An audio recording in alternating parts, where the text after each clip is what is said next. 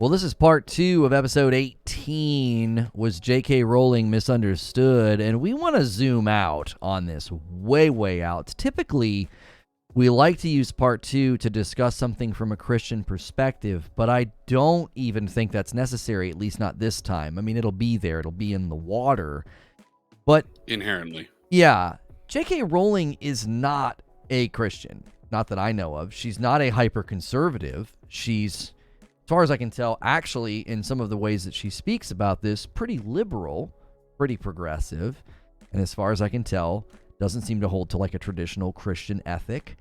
I don't know her history. I don't know if she's married. I don't know if she's straight. I don't know any of that. But just from the way she's talked about it, she seems to just be purely putting forth a view that sex and gender are unified at a biological level. That would be some sort of a more science-based position on this.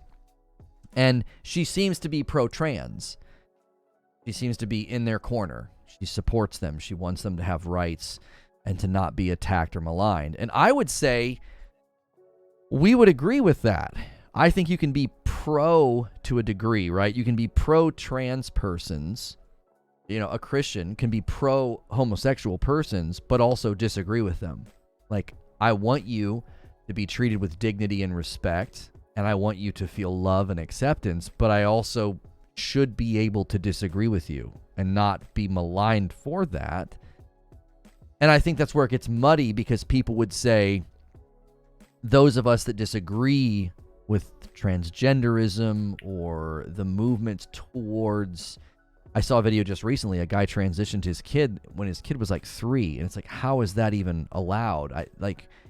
We're viewed as trying to disrupt that movement, which is taking rights away, which is then viewed as hateful. So can we be pro-trans persons or gender fluid persons, anybody on that spectrum, but also disagree with them? Like, is that even possible?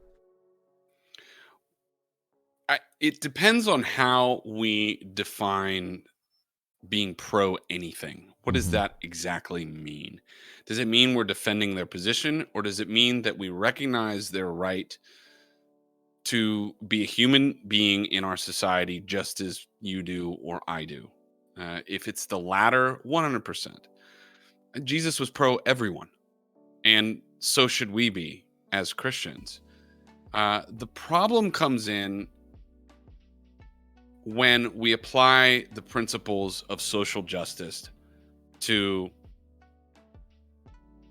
these small segments of society, and we're overcompensating for the needs of a small group of people who are adhering to viewpoints and ideologies that most people do not adhere to or cling to or agree with.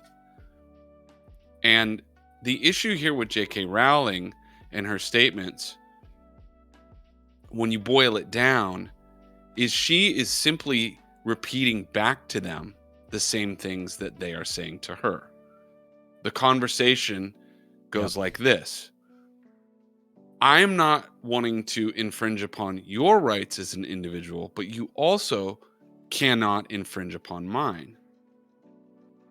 So therefore, I recognize your right to exist and have your ideology, but you must also recognize mine. And that's what seems to be not a part of this mantra that is infiltrating society. Because to me, that seems fair. That seems just. But when you contrast the concept of justice with social justice, justice means equality, right? Social justice means overcompensation when you boil it down. It's taking the victimhood, whether legitimate or not, of a certain group of people and inflaming it to the point where now they are elevated above everyone else. That, I think, is wrong for society. And how that plays out here is, yes, we must recognize the rights, the human rights, the societal rights of people, no matter their ideological background or what they believe about sex or gender or anything else. But no one has the right to be elevated above everyone else, even if there's the perception that the establishment or the white middle class males like us have dominated things for so long. Now Right. it's time for us to be the lowest on the totem pole. Right. That's the thought process here. But what J.K. Rowling was saying was, I recognize your right to exist and believe what you believe and do what you do, and I will even support it so long as you don't take mine away. Mm. And I don't see how that is not reasonable or how that is unfair. But I don't think this movement has anything to do with justice or fairness. Mm. Yeah. Well, and I think devil's advocate, people would push back and say, no one's trying to take her rights. No one's trying to take anything away from her. We just want to be treated equally and fairly. We want to be treated as women. And I think to look at a woman who is at her age and has lived her life and has gone through the decades and the generations of shifts and ideas and the fight for, feminism and women in the workplace and all of that, for her to go through all of that and then to turn around and see that being diluted and changed and to be told, but we're not diluting it and changing it. But I don't understand how that's not the case. When the voice actor from the Harry Potter video game in that clip that we watched, it's like a cult. It's like he knew the marching orders. He's like, trans women are women. Trans men are men. It's like you have to recite some creed or you're gonna get attacked. And because she won't recite the creed, she won't say the words, she's viciously attacked because she's like, well, no, I don't agree with that. If you look historically at how this is being propagated, this is not a hop, skip, and a jump away from how very tyrannical dictators got people to go along with horrible things. It's not equal, but it's the same playbook. It's like under threat, under destruction, harm, and being maligned and labeled and put into a category, you better go along with this, which is just ironic because they're fighting to not be marginalized. They're fighting to not be pushed to the side, and they're using the very mechanism of marginalization and casting somebody aside in order to do it. It's fighting violence with violence. It's fighting racism with racism. We've seen how this never works. As I believe MLK is the one that said, you can't fight darkness with darkness. You can only fight it with light. I'm probably paraphrasing and messing the quote up, but that was essentially his idea, was we can only do this through love and through brotherhood, through relational effort. That was what he called people to. You will not succeed if we just become what they are, but on the other side of the coin. If you just become not a white racist, but a black racist, well, then you're not solving anything. You can't fight hate with hate. Darkness cannot drive out darkness. Only light can do that.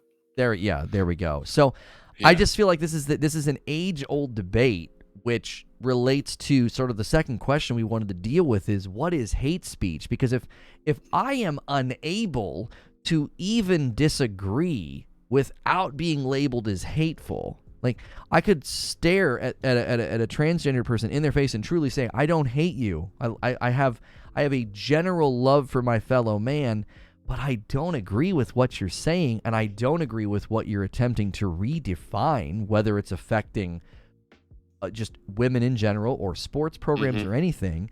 And I know that always gets thrown out as like, well, this is fear-mongering, but it's having an effect on society. It's having an effect on culture. But to be immediately labeled as hateful, hate speech is kind of becoming a catch-all phrase for I don't like that, or that doesn't agree with me, that makes me uncomfortable, or whatever. It's become such a catch-all phrase. It's lacking in meaning and power anymore. Everything is hate speech at this point, is what it feels like. Yeah, and anything that does not fit into a very specific ideology,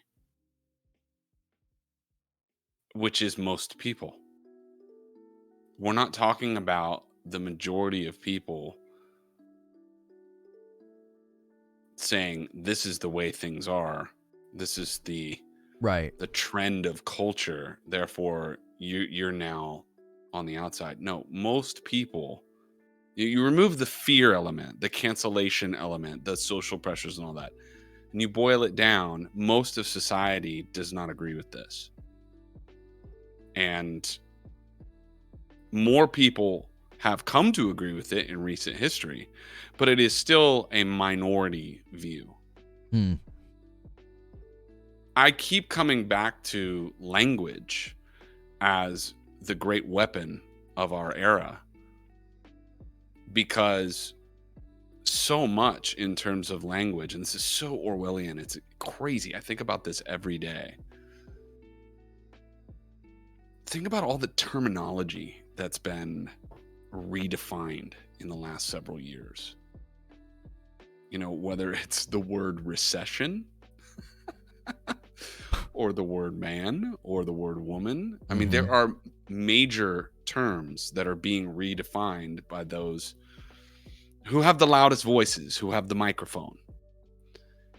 That is also redefining the nature of reality and existence as a human being, especially for young people.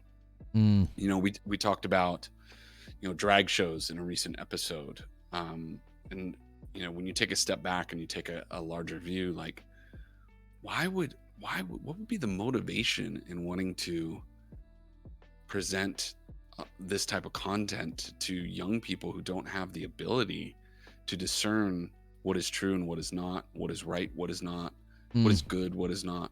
You know, what's the motivation there? Yeah. You know, the only conclusion you can come to is that it's conditioning. There's conditioning happening in society to try to evolve civilization as a whole towards this new perspective on what it means to be alive. And Yeah. this is lending into our third question here, the idea of truth. You know, because language can be co-opted and redefined by those in power. And history is also written by those in power, and language has a lot to do with that. So we're talking about hate speech. I see the overwhelming trend here. We're talking about being a catch-all, is more and more in that direction, where you've got this gigantic vat of ideas and words that represent what civilization has been for so long, that includes most people. And you've got this really small little teeny cup that has all the acceptable language in it and the redefined words. And it's really strange to me that this small cup of perspective is dictating what this entire vat of ideas and words and people are being defined as. Do you know what I'm saying? It's like the minority is controlling the majority, and this is being applied to speech as well, and censorship. Yeah, I mean, it's very, very difficult to look at all of this and not conclude that this is a dictatorial ideology. Very, very, very difficult to not go down that road.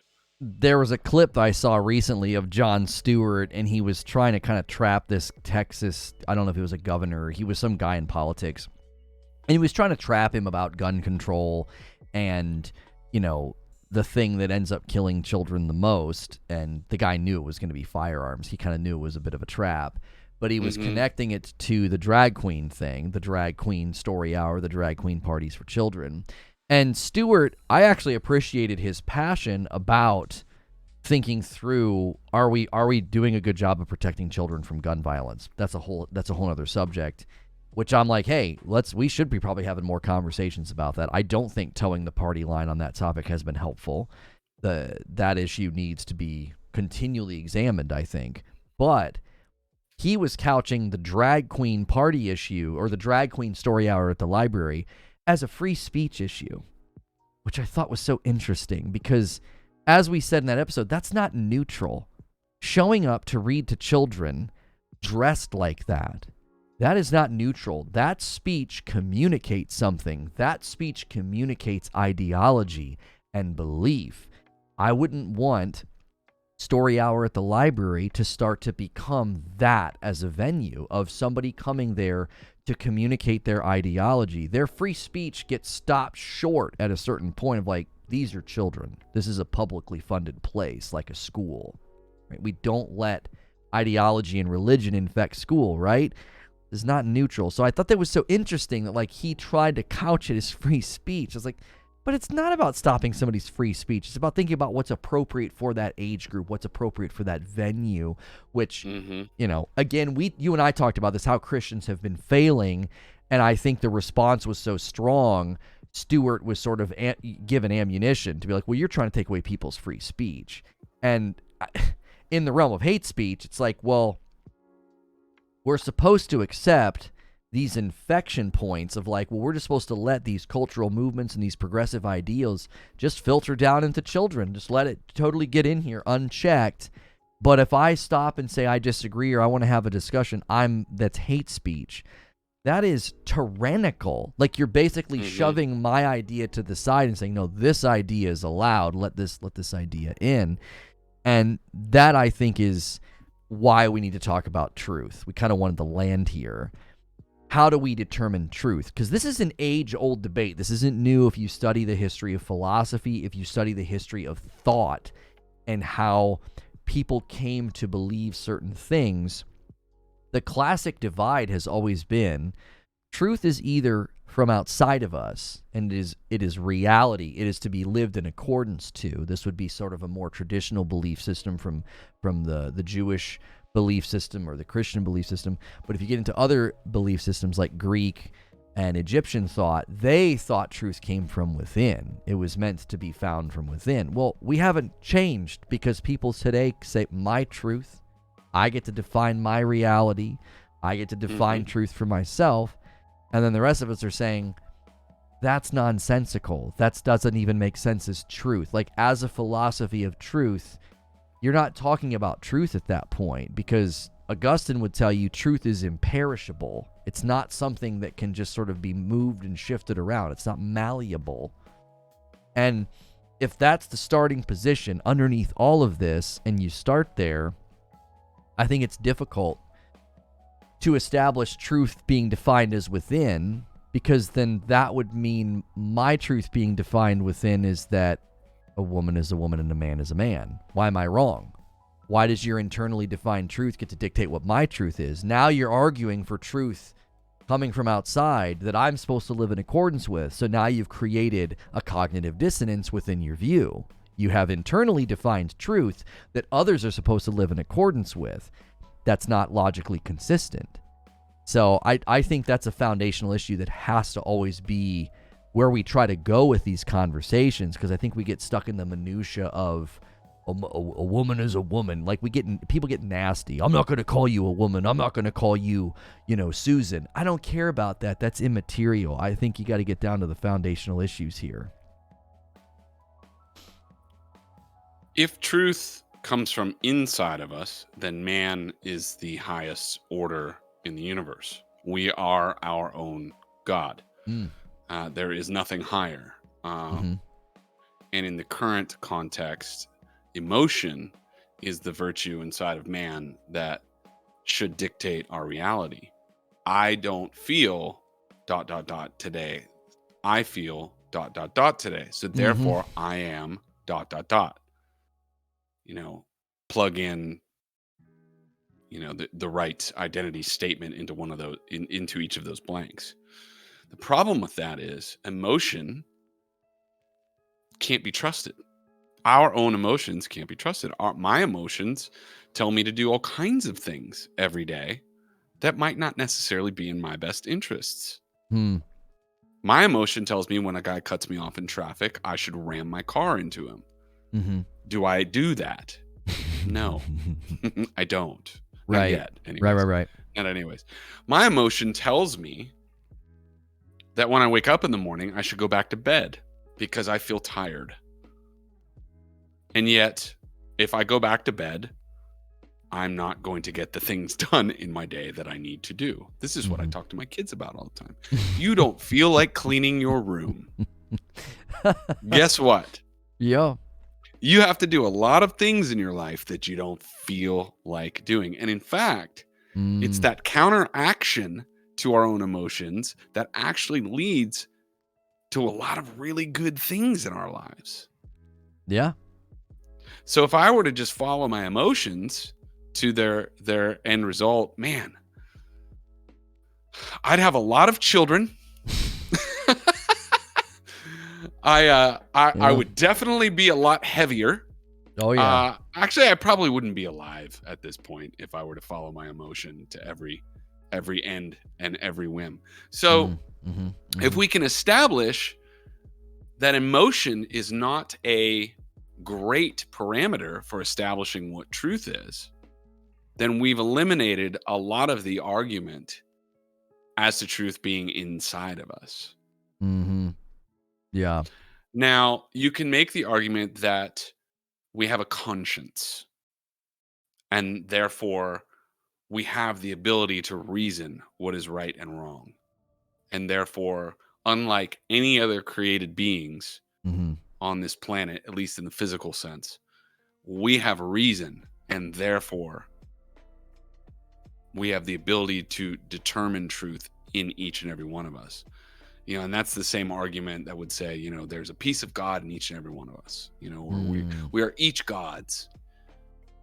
The problem is my reason doesn't always lead me to the best conclusions either, because my reason is also at the whim of my experience. My conscience, that voice inside my head, can be triggered by any number of traumas or bad experiences that I've encountered along the way that can skew my perspective on what is reality. I can think that I'm reasoning through a situation or a decision when in reality I'm accumulating and processing all of the propaganda, all of the advertising, all of the external messaging I've gotten from peers over the years, both positive and negative, all of the advice that I've gotten from people. Some might be good, some might not be good, but our very identities have been shaped by external stimuli our entire lives. So therefore, our reason cannot always be trusted either, because there are too many variables. So if we can't trust our reason, and we can't trust our emotion, and we can't trust, therefore, our conscience always, because what is our conscience? It's our gut, right?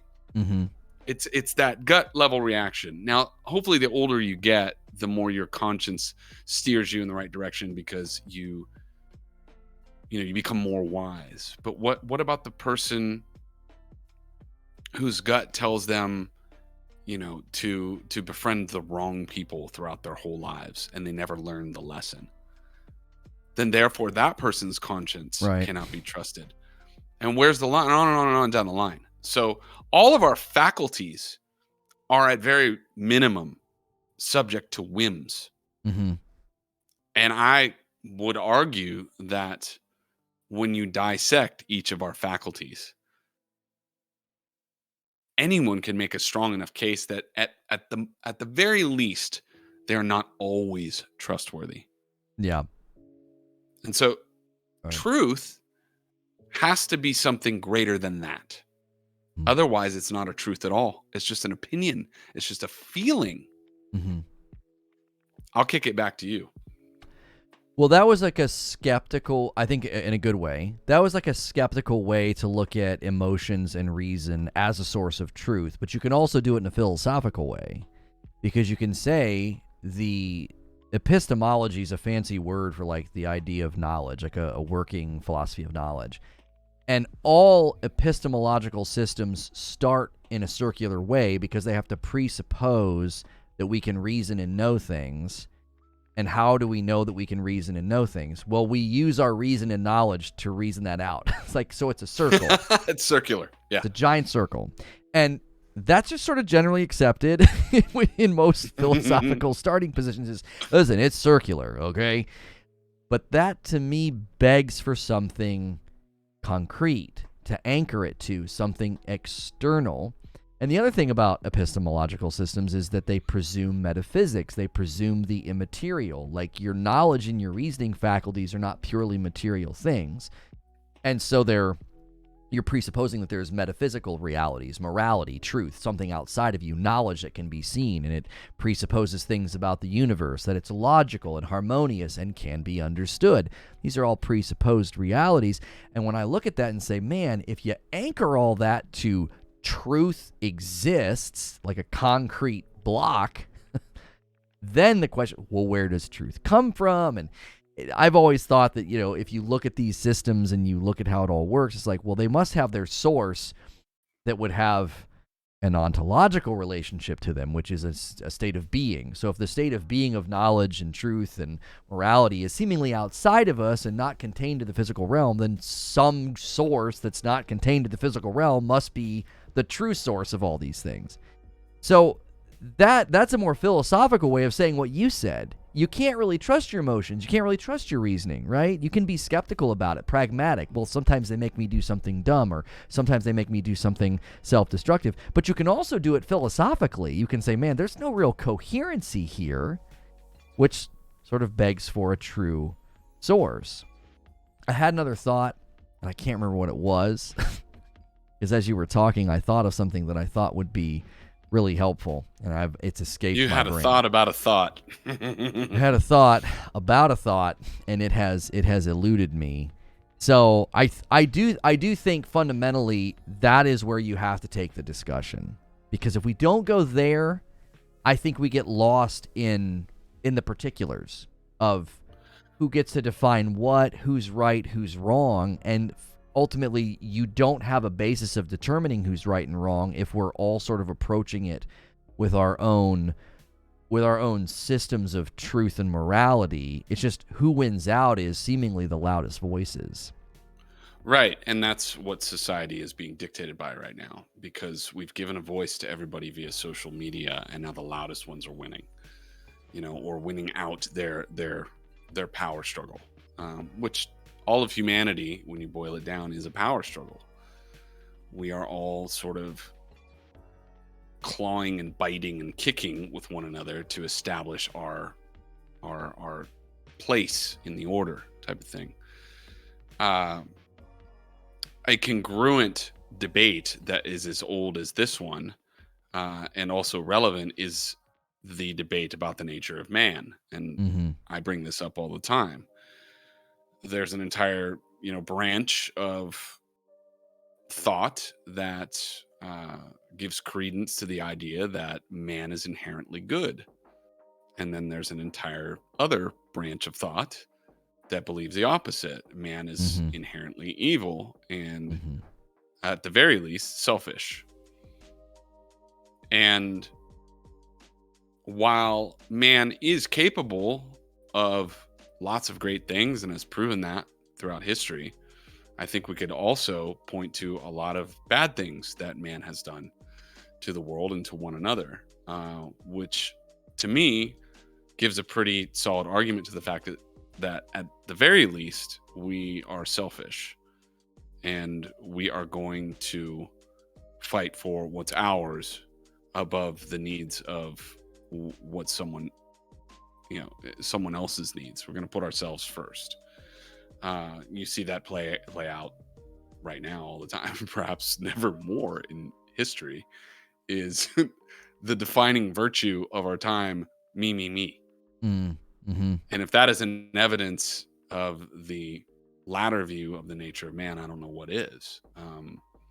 Again, to cling to the idea that man is not inherently good, you must simply just demonstrate that we have a tendency towards selfishness. And as the Bible would define it, selfishness is what? Sin. That's all it is. So the nature of truth is linked to the nature of man. And if you believe that man is inherently good, then chances are you believe he is also capable of being the ultimate source of truth. But if you can demonstrate, or if you believe that man is inherently flawed, then if there is truth, it must exist outside of him, because we cannot be trusted to define truth. Mhm. I don't know. Think about that a little bit, or talk about that a little bit. Well, how would you even measure? That's the question, right? If you're determining truth for yourself and I'm determining truth for myself, how do you determine whose truth is more in Wins? line? Yeah, whose truth wins? Where's the measurement? Where's the scales? Like, I don't understand how you would measure right and wrong and truth. Like, you're presuming things like right and wrong, because all of this is about imperatives, right? We're creating imperatives for society. You ought to do this. You ought not to do this. Moral imperatives. You've presupposed moral imperatives. Well, where do those come from? Who came up with those? You? Me? I don't know if it's going to dictate how we live and how we're going to have society grow. Well, where do they come from? What's their source? And if you don't have an answer to that, then that, I believe, would be pretty scary. If you're setting up right now, I've continued to say this when these subjects come up, we're sort of setting the rules right now. You're establishing mob rule is how we get to moral imperatives, not through deep thinking or thought or religion or even just philosophical systems. It's not even really argued through science. It just seems to be mob rule. These moral imperatives are being determined by spats and fights on social media, is what at least feels like. We don't want to fall prey to, I think, social media creating or manifesting reality more than it has. But if you look at the people that gather and the way they vote and the way that society is moving, the polarization result of all of this, I think, is leading to what each side is wanting to amass 51%. Because if we can just get to 51%, we'll win. We'll win whatever the election is. We'll win whatever the vote is. And that is toxic. I think it's hard to breathe in that kind of an environment. Yeah, in America too, the winning represents a massive opportunity for financial and the gain of your position. You know, you just look at, I mean, pick a party. It doesn't matter. Look at the people who are in power. Look at what their net worth was when they came to power and where it's at 4, 8, whatever years later. That's what it represents. And that's what all this posturing is about.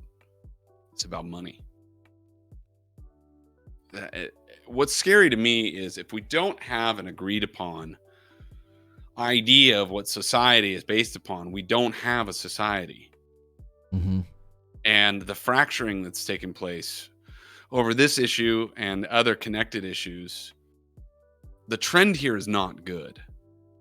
Right. And that's why we're sitting here having these conversations, because we have to find a way to have a society, especially in this country, because right now it's fracturing. And can we reason through an answer here? I mean, I know what I believe, you know what you believe, you know, but can we coexist with those who, and maybe that's a bad word, but can we coexist with those that we disagree with? Well, I think that would be the call. Can we still love on them? Yeah. While disagreeing with them. Yeah.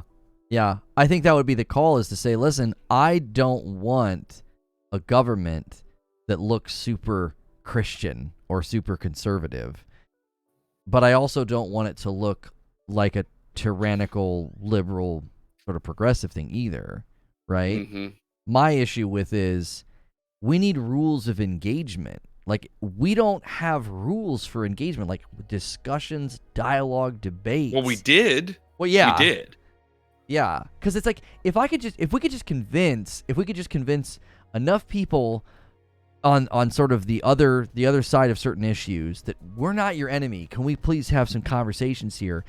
If we could get people to start doing that and model that, I think you might start to see change, because I do think that has to be the next stage of cultural evolution. I don't think the polarization trajectory, I don't think it's sustainable. I think it cracks. No.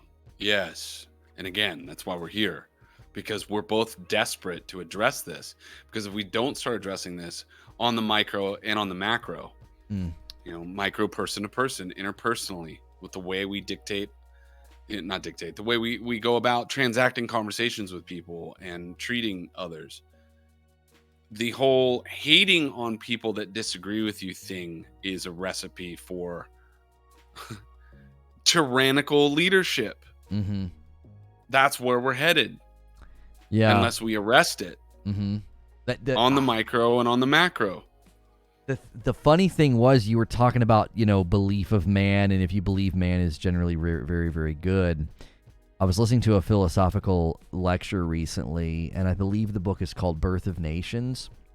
Mm-hmm. And they did a study of all of the societies that believed man was inherently good. Inevitably, every time, they ended up being the most tyrannical societies. And you would think, well, how is that possible? Because if you believe man is inherently good and all he needs is the government to set everything up in his favor and give them all the power, they'll help us out. Man's inherently good, right?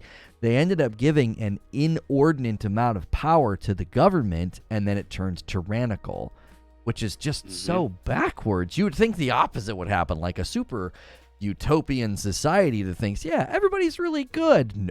I think in those instances, you can see the exact opposite playing out. Lord of the Flies, bro. Yeah. Lord of the Flies. Yeah, and to land the plane so we can go debrief, which if you want to hear us debrief on the episode and kind of also kick around ideas for other shows and topics, that's something you can do at our Patreon, ceasefirepodcast.com. It is linked below. I think to land the plane, the question is, J.K. Rowling, was she misunderstood? Is she hateful? By all accounts, I don't see evidence of that. And yet I didn't either. And yet that narrative has been cemented and attached to her. And that's just so awful. I know firsthand how awful that feels to actually be branded, like marked for life with a label that you don't feel, that you know is not true about you. And it's so disgusting, and it's victimizing, and it's traumatizing. It really is. And to have empathy for her and to see, golly, the things that people say to her, you've ruined your legacy. Like, no one will remember you in a good way. It's like, oh my gosh. Like, you want her to, you kind of want her to leave you want her to leave the earth, is what it seems. And I don't find evidence for it. And I would hope that we could foster compassion and empathy on both sides so that she could have some reconciliation and restitution in her own life for the people around her, the friends that she thought she once had, but also for the people on the other side to think, she's not your enemy. She's been painted as the devil here. And I just think that's the real question. Who is the devil? Like, somebody's pulling these strings. Somebody's pulling these strings, and it ain't her. Yeah, that was not an evil laugh on my part. That was more of an ironic laugh. Yeah. I think at the end of the day, to tie a bow around what you just said, one group of people doesn't have more of a right to have power over another group of people, no matter how much they're justified in being mistreated. Yeah. I think there is no moral high ground. We're all equal under God in terms of our humanity. And that is the starting point for a society. Yeah, I think that's it. You gotta take it to the threshing floor, lay us all low, so we can get up and rise above this stuff. That's good. Let's go deep. Go ahead. Yeah, man. I was gonna say there were a group of dudes that got together a couple hundred years ago that started with that point, and things turned out all right. It's just now that we're starting to get away from that, things are starting to fall apart. Yeah.